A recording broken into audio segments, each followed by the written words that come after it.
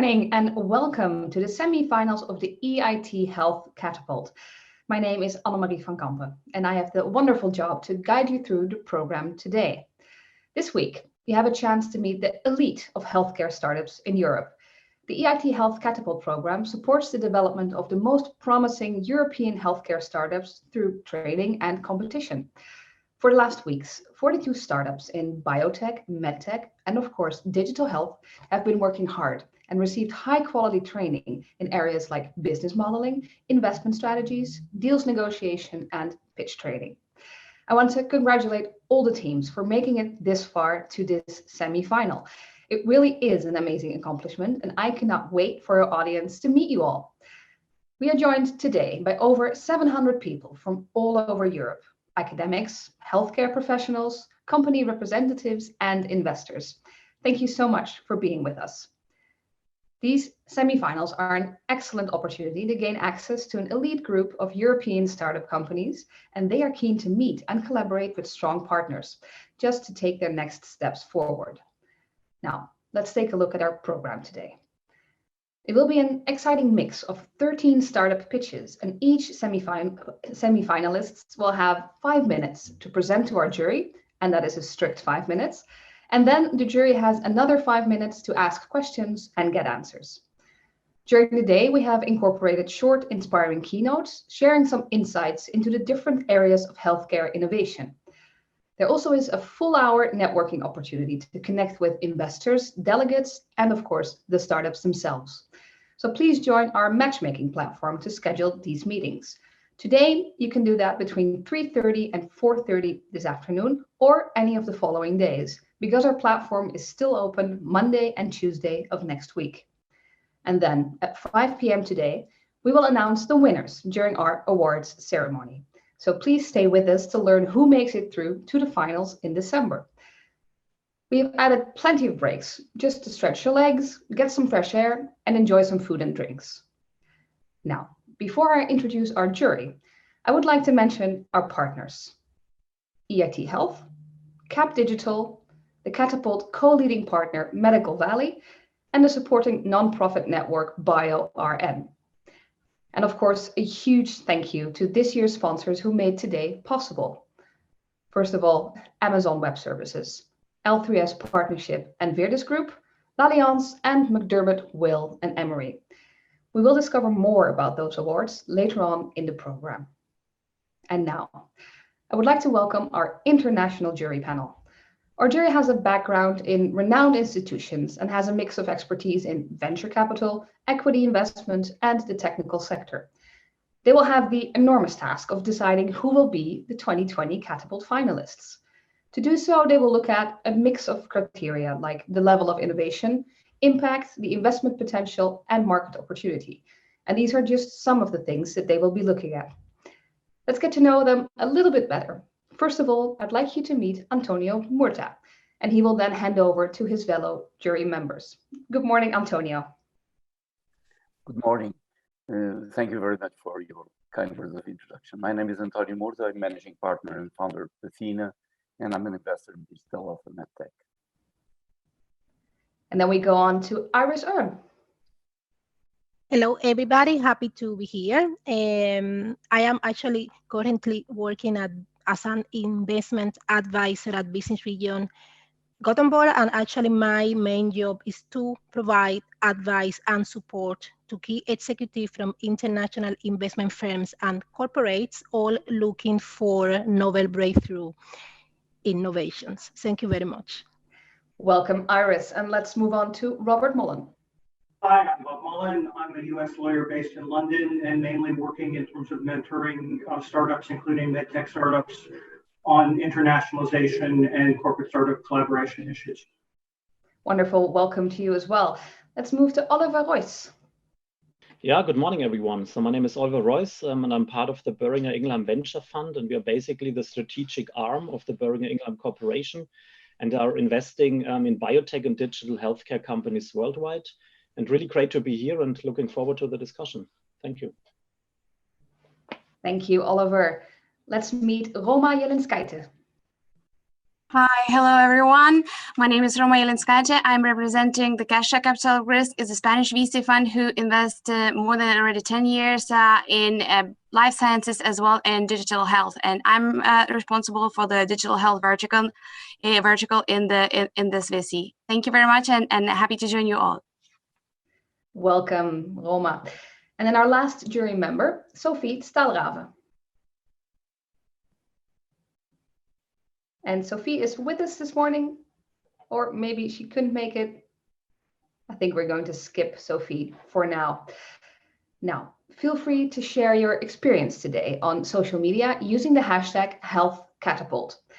To connect with the amazing semi-finalists and with each other, do not hesitate to book meetings on our networking platform and make sure to check any pending requests that you might have there. A few practical things to point out. We are broadcasting a live stream. That means refreshing the page will lose your current live feed. Now, should this happen, don't panic. You can simply click the link in the invite email again.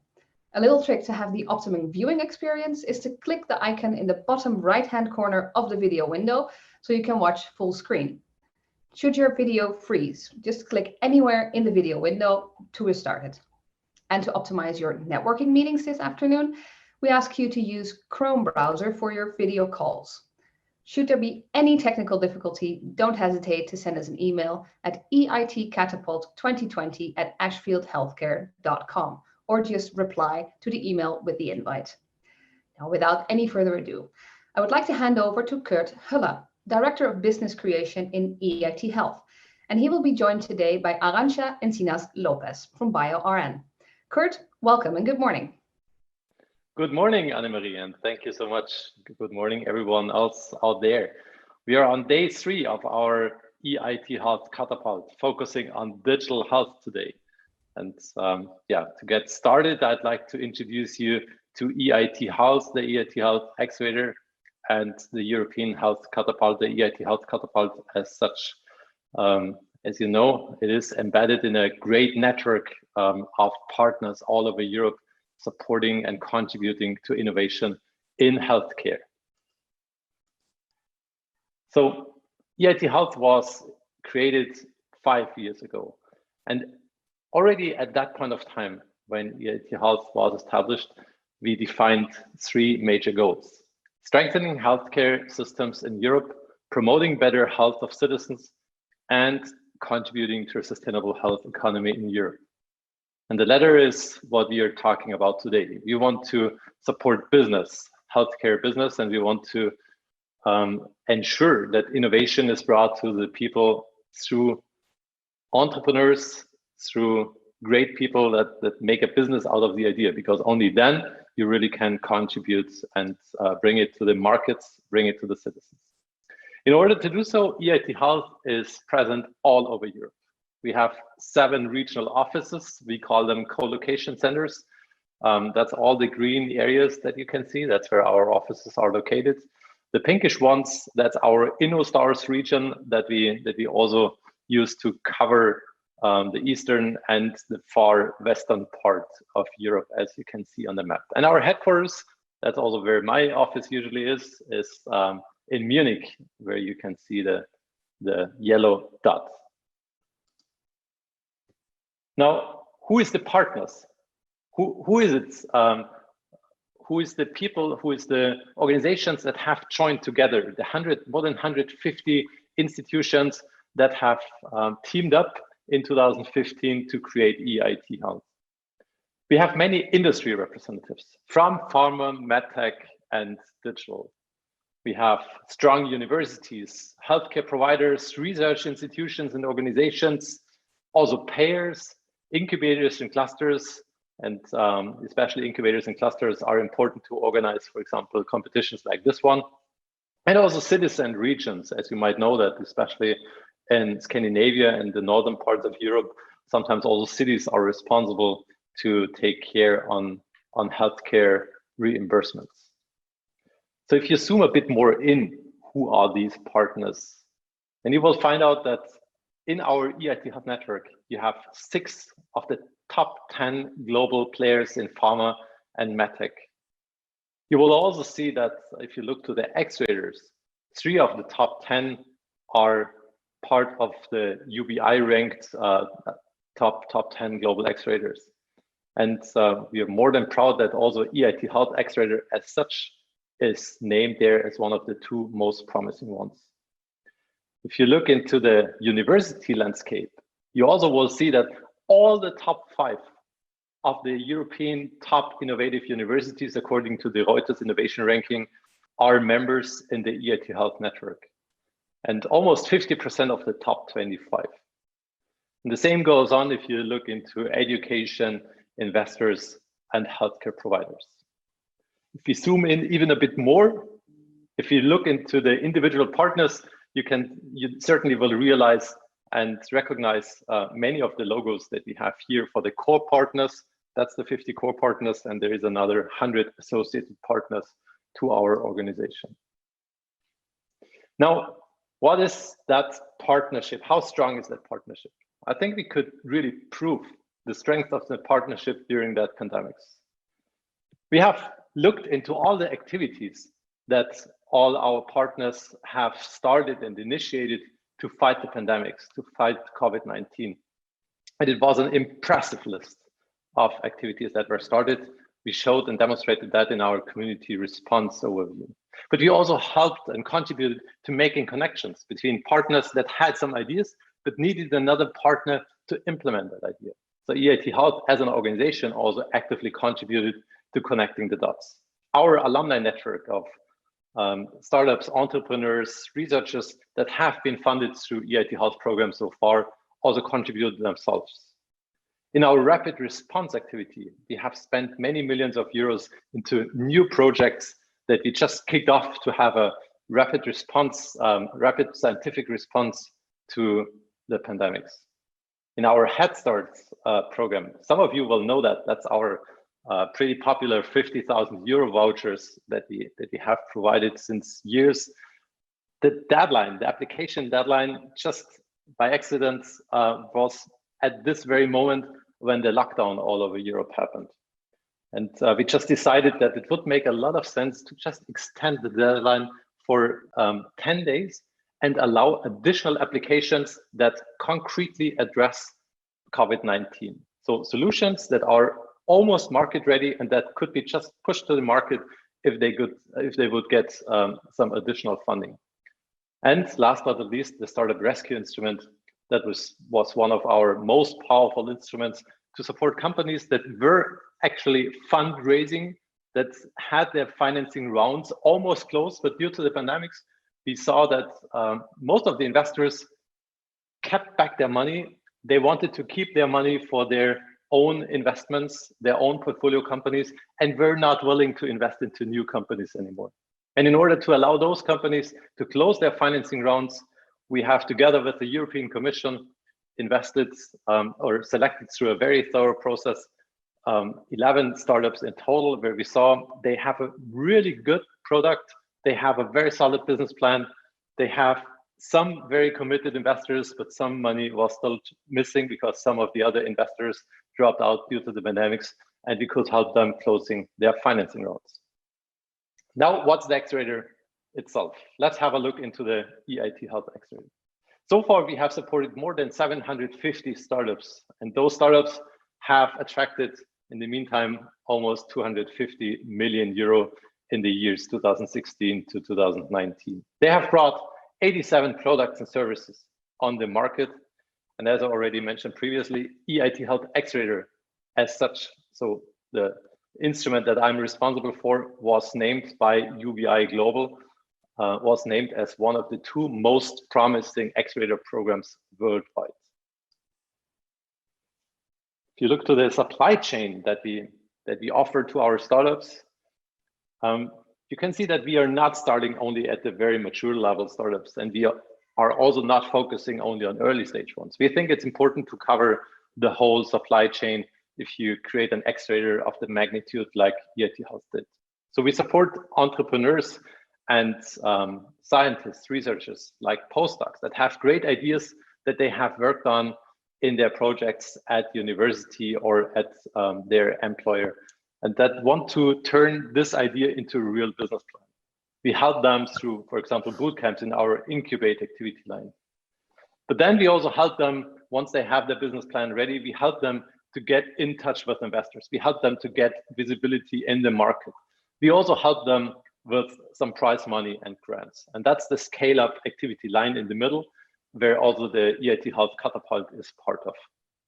And once startups have managed to have a great business plan, have attracted the financial resources, have great visibility, then we help them to expand to other markets. First to other European markets, and then to other global markets. That's the scale-out activity line.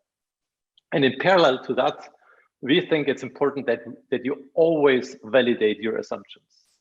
It's your first idea, you have to validate if your technical solution really meets a medical need.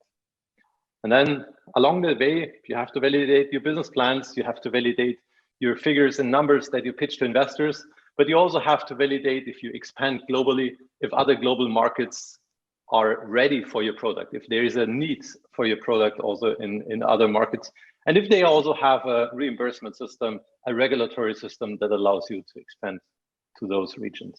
So that's why the validation activity line is in parallel of the whole supply chain. Across the whole organization, we have defined 4 key areas where we want to make a difference. We have defined access to knowledge. We have defined access to stakeholders, access to market, and access to finance. That's true for everything that we do within EIT Health, but that's certainly very, very true for the EIT Health Accelerator. So how does it look if we create access to stakeholders? We were very honored and pleased when the National Academy of Medicine of the United States, when its President Victor Chow called us and got in touch with us and asked us if we would partner with them to implement their global grand challenge on healthy longevity. So they have kicked off a very powerful grand challenge, and we're looking for international partners and identified EIT Health as the partner for implementing that grand challenge in Europe. And that's what we did. Last week, we have nominated and announced the 21 winners in that grand challenge coming from Europe.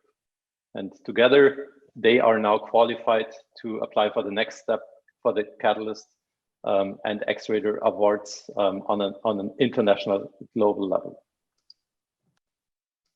If you look to our validation activities, we, for example, have a mentoring and coaching network.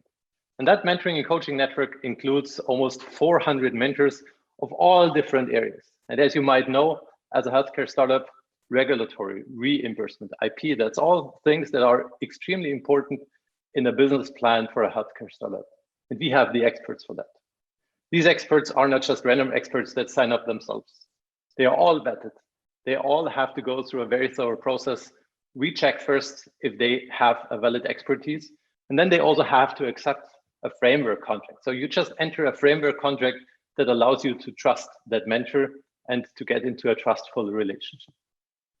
We also have set up our Bridgehead program. That is the program that we use to get access for the startups to soft landing platforms, as you could call it.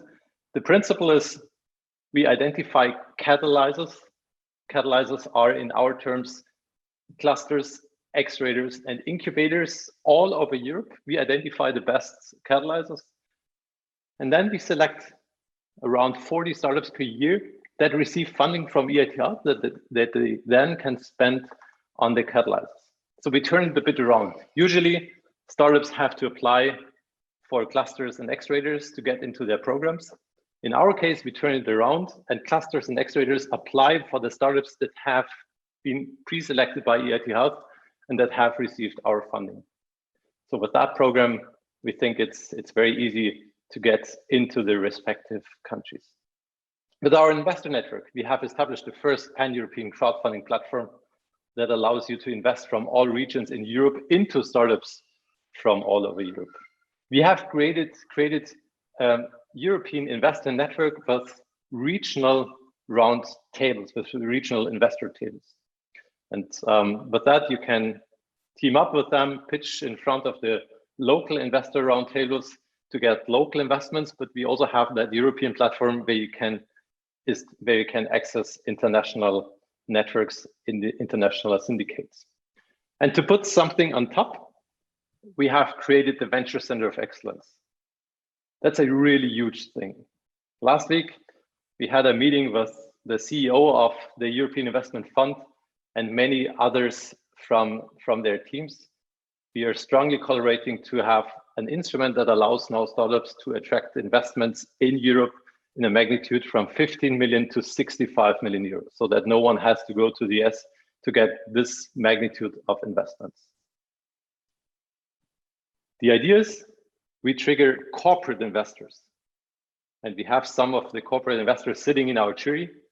We are triggering corporate investors to team up with private investors and top up that funding, that investment by EIF investment, so that we can establish that magnitude of investments.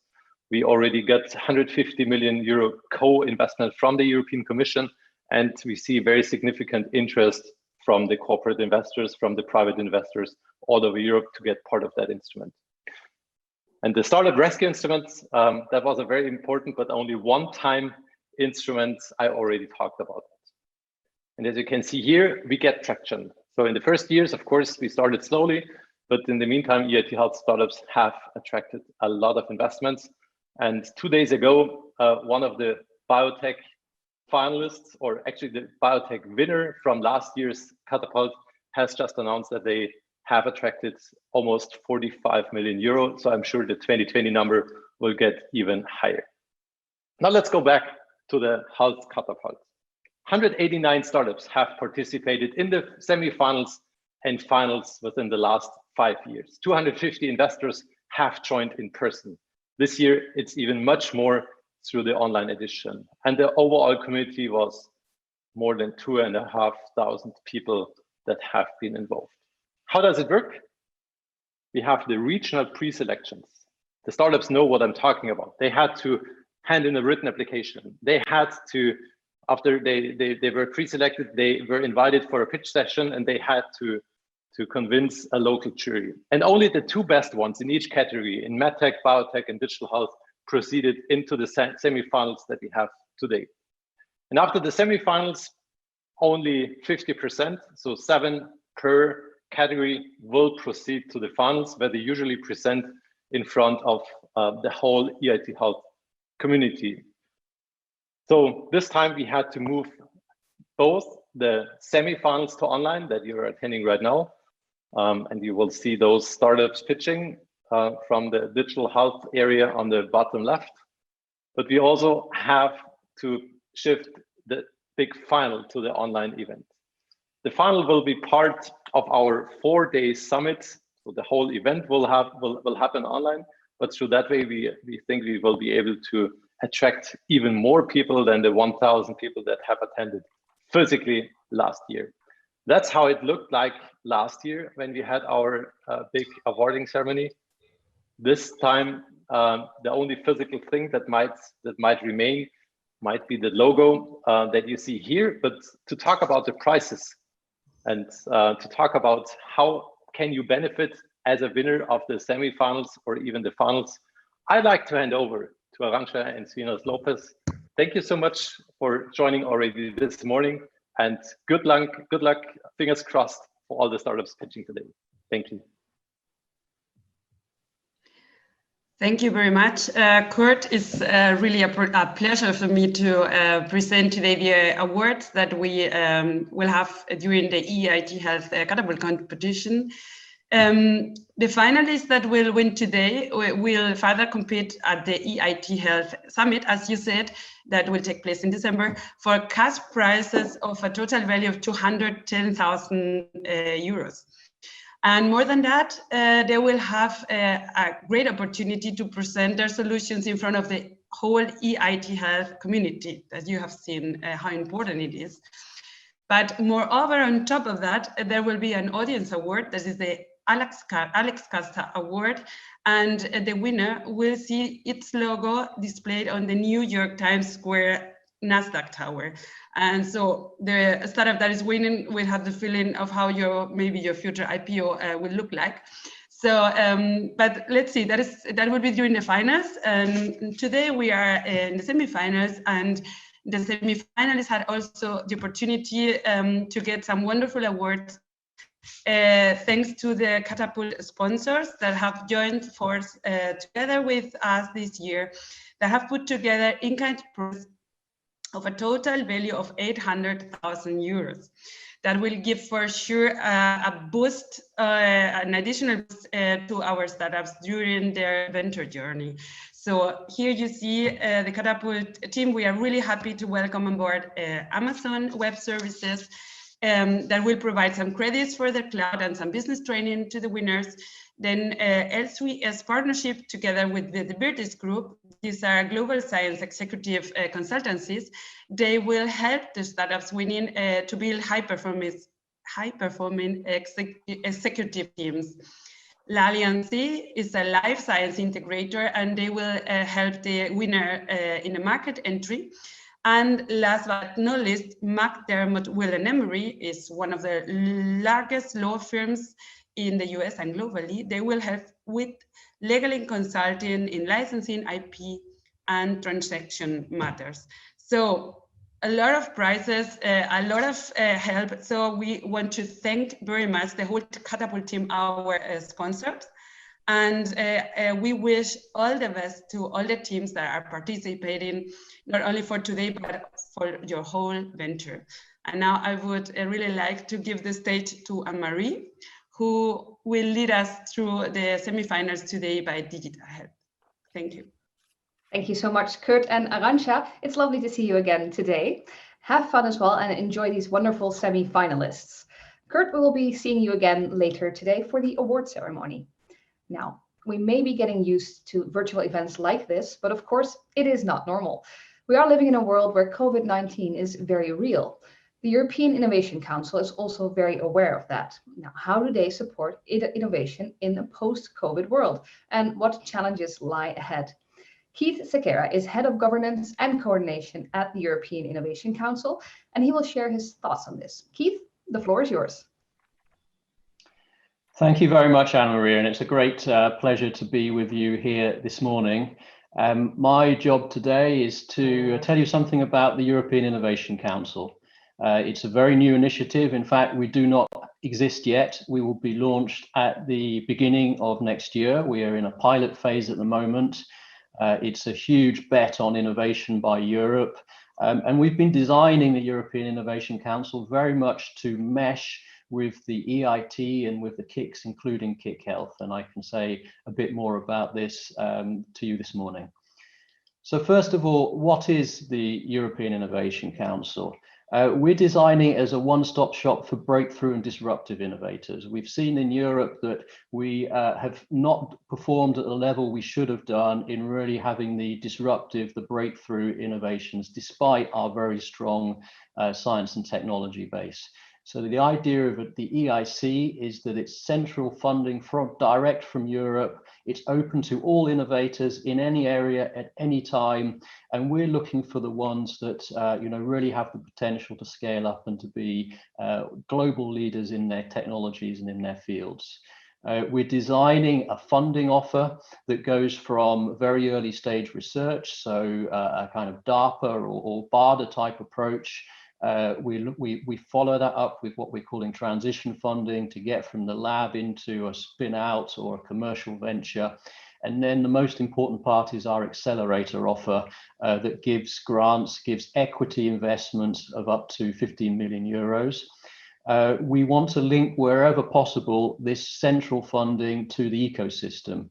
We're providing mentoring advisory services, corporate days, events with investors, and we're building our partnership with the KICs under the EIT, including and particularly with the Health KIC. This year we have a budget of 1.5 billion euros. About 1 billion of that is going through the accelerator, and about $500 million of that will be in equity. So this is very new. We are set to announce our first equity investments in the next week or two, but you'll see already that at €500 million, we've become one of the biggest innovation investors in Europe. A little bit more about what we're doing and what we're planning to do. So we have the Pathfinder, that's at very early stage research, technology readiness levels 1 to 4. the transition from 4 to 6, the accelerator with the grants for the R&D costs and equity for scale-up costs. Our mission is to identify, develop, and deploy high-risk innovations of all kinds. We're focusing on breakthrough, deep tech, market creating. We are advised by leading innovators. We are mainly bottom-up. We don't have predefined thematic fields. We're open to innovations in any field and any intersection of technologies and fields. As I mentioned, right across these products, we offer the business acceleration services, and we're introducing a new approach with program managers that will be hands-on engaging with our projects, which is something quite new in framework program funding, but I know something that has been done very successfully in the EIT. We're reforming all of our processes for how to apply, how the funding works to be faster, more agile. And we're looking to be a kind of impact fund for the rest of the Horizon program. We're working with the European Research Council, as I mentioned, with the EIT, and increasingly we will find ways of working with national funders and organizations. So here's our advisory board. Again, it's in a pilot phase at the moment. We've tried to have excellent expertise from the research side right through to venture capitalists like Hermann Hauser, CEOs of corporates like Jim Snaber from Siemens. We have here a range of people in the deep tech fields. Anna Mirkes, I think, was speaking at this event recently. Maria Macarel was a former member of the EIT governing board.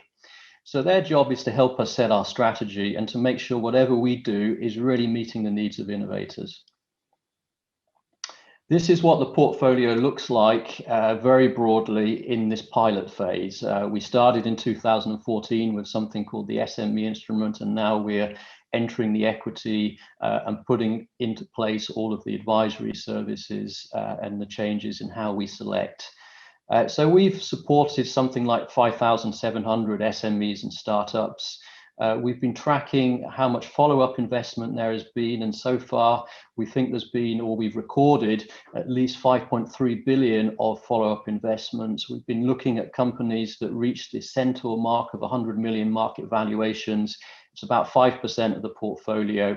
And although it's an entirely bottom-up approach, because we're focusing on deep tech, because we're focusing on impact, we see that our projects, our companies are concentrated in Green Deal areas around energy, environment, digital, and particularly health.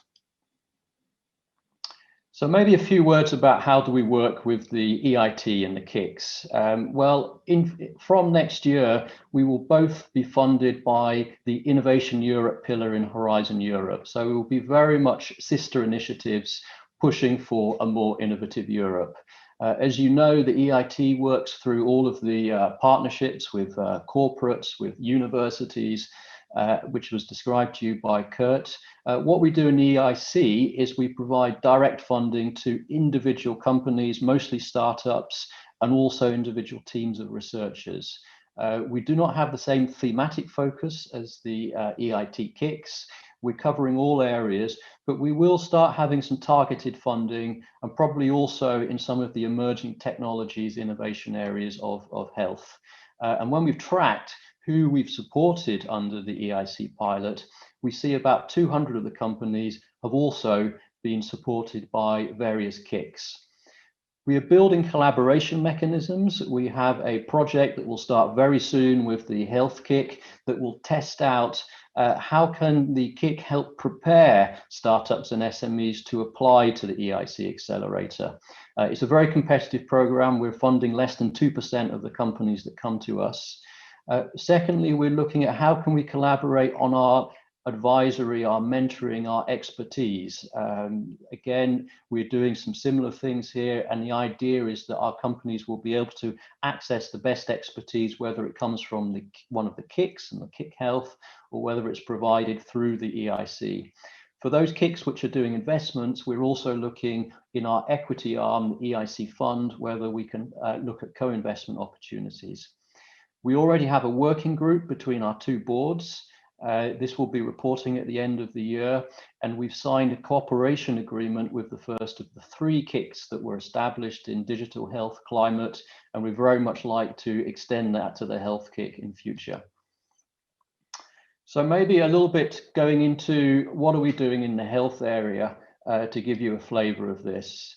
Well, some recent developments. We had a specific action on COVID. We had a call that was closing at the end of March. It was originally for 160 million. What we did is we said, okay, given what's happening, we are particularly interested in solutions, innovative solutions that are addressing some of the problems that COVID is causing. So that's in health, that's treatments, but it's also the broader disruption to businesses and livelihoods that COVID is calling. And we managed to find an extra 150 million euros to top up that call. We, within weeks, selected 36 startups, funding of over 150 million to support this. We've signed the funding agreements, the grant agreements already, so we've gone extremely quickly to get the money there. We've organized pitching events for these companies with investors. We've put together a Procure a Day with healthcare authorities. And we are also offering what we call Seals of Excellence. So these are great companies that come to us which we're unable to fund, and the Seal of Excellence is there to help those companies get funding from national sources, from structural funds, from investors, from foundations and others. Another important development is we've started recruiting program managers. We're very lucky that the first 2 program managers are very much in the health area. Jordanis, who looks at health and biotech, Enric, who's more on medtech and devices, and they're looking at our portfolio of what we're funding through the EIC at the moment. How can we set targeted funding for the future? How can we link up with other initiatives, including the health KIC? And then, as I mentioned, we have launched the EIC fund. It's up and running. It has a pipeline of 150 investments to make, and we're looking for announcements very soon on those first investments. To look into our health portfolio, we produced an impact report a few weeks ago. It's the first time we've done this. When we look in the health area, we see there's over 1,000 SMEs and startups that we've supported. And then on the Pathfinder side, we've supported well over 100 projects on emerging technologies. So we've put 1.3 billion funding in the last few years in this area. And when we track the follow-up investments, we see that there's around 2 billion. And if, I mean, I've put on this slide also the companies we've supported with the top valuations. So you'll see there, we've already had some quite successful companies coming out. What I wanted to mention here as well is that I think the link with the health KIC has been particularly strong. We've had well over 100 companies that have been supported by the health KIC, and we have supported also through the EIC in the pilot phase. I know some of the contestants in this competition for the awards have also benefited from EIC support. I won't give the names of those, but it shows that we're starting to work extremely well, and we're looking to see how can we get this to work even better in the future. So very much looking forward to this. Just maybe a last slide, you know, we're launching at the beginning of next year. What does it look like? We're hoping to get something close to 10 billion euros. We believe this is a very significant investment. In our last cutoff for applications, we had over 4,000 SMEs from across Europe applying, requesting over 15 billion. We will only be able to fund about 40 of these companies, so we see a huge demand for this kind of finance. This is what our board said. They believe that EIC should be doing three things. It should be pioneering a European approach. We're actually unique in the world in combining this DARPA-style proactive approach on advanced technologies with the accelerator program. We need to be a hallmark of excellence, a kind of mirror of the ERC for blue sky innovation. And our board says we have to overcome the biases that investors and others have, which are in terms of risk levels, understanding the technologies, gender, regions. So we really need to pick the best, regardless of these kind of biases that are built into the system. It's very important that we crowd in private investment. Our board has set a target that we raise at least 3 to 5 euros for every euro invested. We're around 3 euros at the moment, just below 3 euros, so we're not far from this, and very much position the EIC as getting impacts and more impacts from all of the other efforts at European level, national level. We should be a funder of choice for those with visionary ideas, the kind of deep techs, the high techs, the ones that find it difficult to get funding. We have to have very simple, fast application processes. You will see something very different in future. And this new approach of proactive management, linking companies to ecosystems, really working with partners so we have a single European approach. So thank you very much for your time this morning. I hope that was helpful, and I wish everyone best of luck for today and indeed for the finals that are coming up.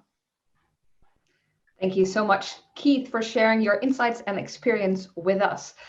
Now, if we look back at the last 10 years, how has European digital health progressed? Joining us is Steve Dodsworth, CEO Digital Health and founder of the Digital Health Virtual Network. He will take us from the sector's early days, before the term was even established, through to the beginnings of a global industry. Steve, I'll hand it over to you. Thank you very much, Anne-Marie. Yeah, it's a real pleasure to be providing a scene-setting presentation for you this morning, ahead of hearing from some of the real leaders in digital health that will, I hope, dominate the scene over the next 10 years. But yeah, I'd like to take you back, actually, through the last decade, a little bit of a personal perspective on the evolution of digital health within Europe. And I'd actually like to break this down into a couple of chapters. And with every good story, a good place to begin, I think, is actually prior to the beginning. So let me just, sorry, we have a little bit of a lag on the slides here. So let me take you back to 2008, which I'm sure many of you will remember for many reasons, one in particular. But for me, this actually was a big year. I managed to fulfill 3 of my dreams come ambitions. So I'd always wanted to move to the Highlands of Scotland, always loved the place. I'd always wanted to build my own house, and I'd always been interested in strategy. In fact, my previous CEO, a very wily American, actually led the company to a 93 million exit. And he took me under his wing, and I used to get lectures in American Civil War strategy. So I was kind of keen to cut my teeth. And what enabled this to happen was a job came up in the north of Scotland.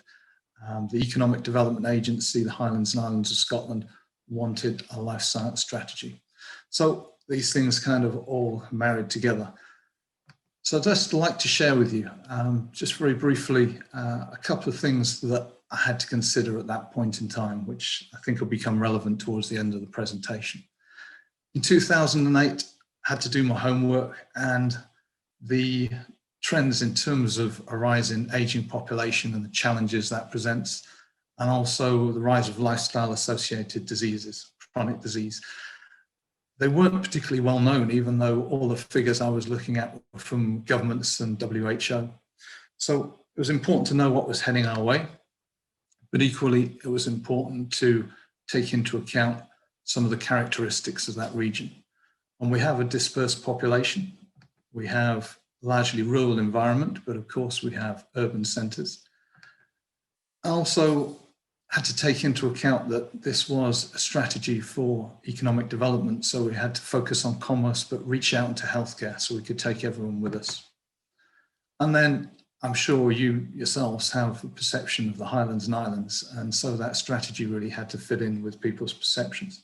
And so I came up with something, a snappy phrase, which I think didn't really resonate with too many people in 2008. And so the phrase remote healthcare, well-being and preventative medicine was a little bit clunky, but nevertheless, I thought it was meaningful. I can still remember the eyebrows of my former chairman raising as he read from his script on the focus of the new strategy. Nevertheless, I rose to the challenge a little in terms of communication. And my background is in genomics, and a guy called Lee Hood, who is particularly well known in that particular segment, his thoughts were that genomics would impact medicine, healthcare and would make it more predictive, preventative, personalized, and participatory. So that resonated with my own thinking, and I knew that digital was one of the major trends that would affect the sector. So came up with the brand P4 Digital. And that was really useful for a couple of years. And in fact, if I meet people now who don't know too much about digital health, I still put this forward as a very simple way of thinking about what digital technology will enable healthcare to do. So we move on to actually the start of the story. And naturally, the first thing to do was to hire a castle on the banks of Loch Ness. This is Alduri Castle. It looks like Hogwarts from the outside, and believe me, on the inside, it's absolutely something special. And we needed to do something to put the Highlands and Islands on the map, and it worked. We organized a 2-day seminar looking at the future of healthcare. And we got buy-in from multinationals, from SMEs, from government, from Scottish public sector. And I don't have the time to share with you that vision of what was to become digital health in 2020. But if you check me out on LinkedIn, the only article I've published over the last couple of days is actually the full vision arising from those particular sessions. And really interesting to see how accurate in some ways that vision was. What was also interesting is the complete absence of the phrase digital health during that meeting. The other reason for highlighting that meeting was we had good connections with MIT, and a guy called John Moore came over from MIT and gave a presentation during those 2 days. And he was telling us about his work with late-stage AIDS patients. And it was at a time when therapeutics weren't quite as advanced as they are now. And people were dying because they just didn't take their medicine. So he looked at this situation, and the way he addressed this is he wirelessly connected the action on a pill bottle to a bedside monitor. And when patients took their medicine, the cartoon images of white cells and viruses were represented. And when they took the medicine, the white cells grew big and strong, and they came and duffed up the viruses. And when the patients didn't take their medicine, as indirectly detected by that wireless connection, then the viruses became big and strong and wiped out the white cells.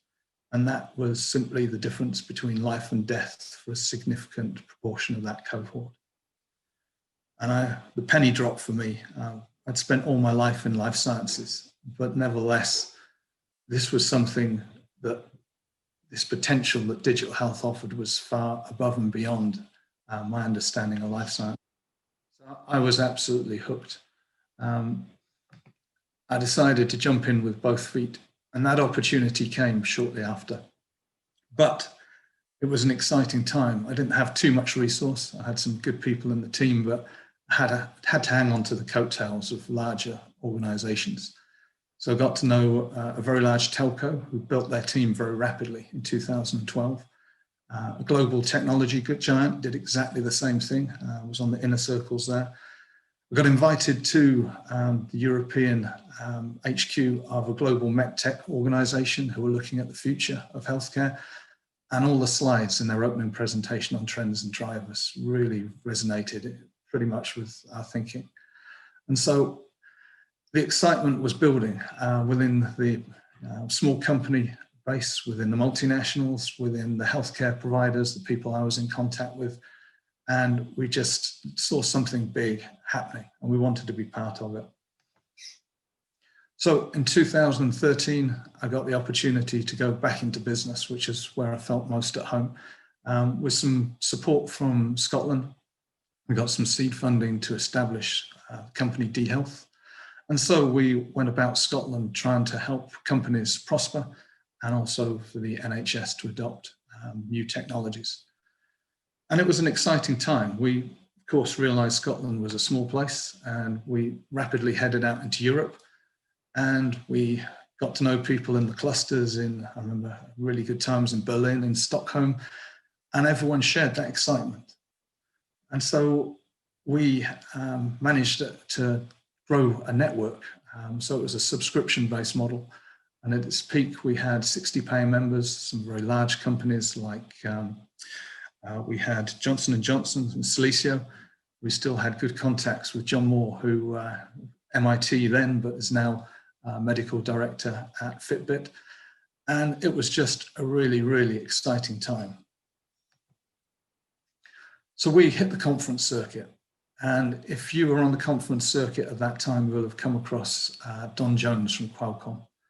He delivered a really, really slick and impactful presentation.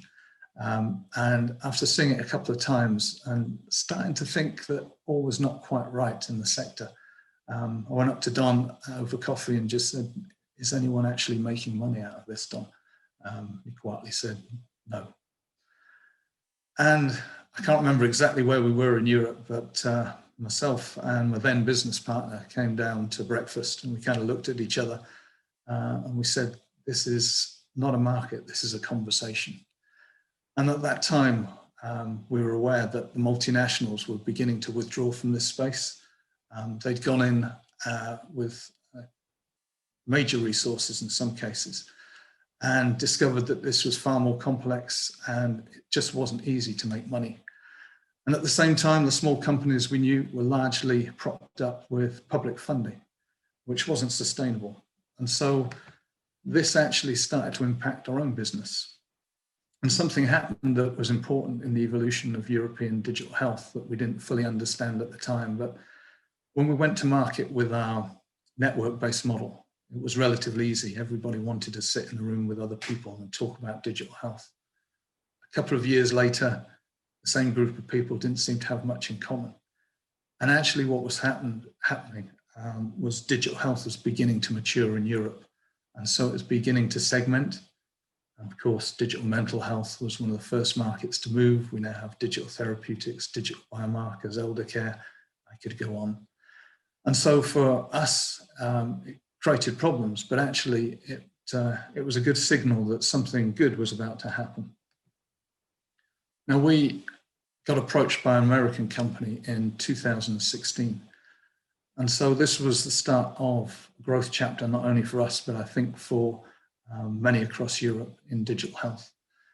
And we had a 3-year relationship with that company. And it was very interesting because we were able to see their business grow in the States and compare it with their growth in Europe. And I think it's pretty accurate to say from that experience and from other sources of information that Europe was lagging behind by about 2 to 3 years. And so whilst the US market had been booming during our trough, we were at least able to look forward to what we hoped was a better time. And in fact, it was. For us, we had lived, breathed, and suffered, and thankfully, we're about to prosper because digital health in Europe suddenly became alive. And so we were suddenly talking to companies from across Europe, from the US, America, Canada, and it really started to accelerate. And whilst this was our experience behind the scenes, I think it was quite evident in terms of the headlines in the sector. You could see investment now pouring into this sector. We could see well-known companies, Babylon, Humor, Sweden, MinDoctor, Cree, Doctolib. These were the first companies that were getting multi-million-pound investment to go outside of. Actually, in 2017, I was lucky. That was my first involvement with EIT Health. And it's been a really interesting journey just from that perspective. So I've been a mentor, a jury member over the last 3 years. 3 years ago, the cohort was interesting, always interesting companies. Not too much revenue, but where the revenue was coming from was definitely pharma. And then last year, more revenue, good signs. Still pharma dominated, but actually 2 companies were doing well in Europe selling into the care sector. And that had traditionally been a very resistant sector to innovation. And then this year, as you will see in the rest of the day, we have more revenue coming through, which of course is a great sign. And pharma, of course, is represented in terms of those revenues, as is the care sector. But for the first time, we're seeing revenue from our more established, our traditional healthcare providers. And so 2019, European digital health was beginning to fly. And then 2020. And of course, the great philosopher Mike Tyson said, everyone has a plan until you get punched in the face. and we collectively have been punched really hard in the face. So, as someone who has developed growth strategy in previous years, this has been a really, really interesting year. So, on one side, on the personal side of my life, I now have a lovely place in the Highlands, a very modest house, as you can see, but that really has contrasted with some of the dark places I think we've all been over the last couple of years. So this is a still from a video that I took on my last flight in mid-February. I was descending into Edinburgh Airport. My wife had just broken her ribs. I'd seen what was heading our way in China, Italy, and I went into clampdown mid-February. I cancelled all my speaking appointments, all my physical appointments, and I haven't left the Highlands since. So just to round off, we are into uncharted territory. We are going into unknown waters. And so I find myself now thinking very much along the lines as I did in 2008 as a professional growth strategist with domain knowledge in digital health. What do we have to consider? What are the signs?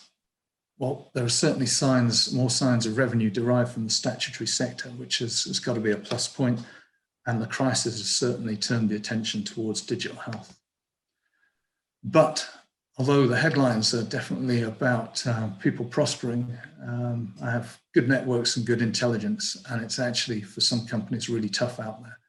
It's tough accessing customers. They're all busy doing the things they should do. And of course, finance is pretty scarce. So there are a number of other things just to round off. Certainly, we are seeing governments go into debt at a level that we just never have seen in our lifetime. We also have an unprecedented rise in acute conditions, unaddressed acute conditions, and chronic conditions, which are unmanaged and turning into acute situations. We have a global crisis emerging in mental health. And one of the reasons I got into digital health is it was probably the way that we were going to get into sustainable healthcare systems globally. The threat was we were going to submerge under the weight of an aging population and chronic disease. And now with the crisis and the things I've just listed, how are we going to deliver healthcare services when we have less money? Who are those players? What are the new business models? So you'll hear from some cutting edge companies today who are being birthed into this environment. It looks like they're in good shape. My best luck to all of those, and thank you very much for listening today. My pleasure. Thank you so much, Steve, for this great overview. Now let's briefly switch back to Kurt for some comments on our speakers. Kurt, go ahead. Thank you. Thanks, Annemarie. First of all, thanks, Steve, for great insights. Also, how you explored our EIT Health deal flow and providing some great vision. Very, very well go to. And thank you so much also to Keith. Keith, it was a great pleasure to get closer and closer during the last 12 months, first physically and now online. And I think our joint pilots that we will start will really change the way of collaboration. So we have great synergies with the blended financing instrument in your X-Rater and our instruments, as we have shown, and also providing some fast track of our companies into the X-Rater, into the EIC X-Rater, and same way back. That certainly has a great opportunity. You have outlined many potential opportunities between the Health Kick, so our EIT Health and EIC. So thank you so much for that, Keith. Thank you, Kurt, as well.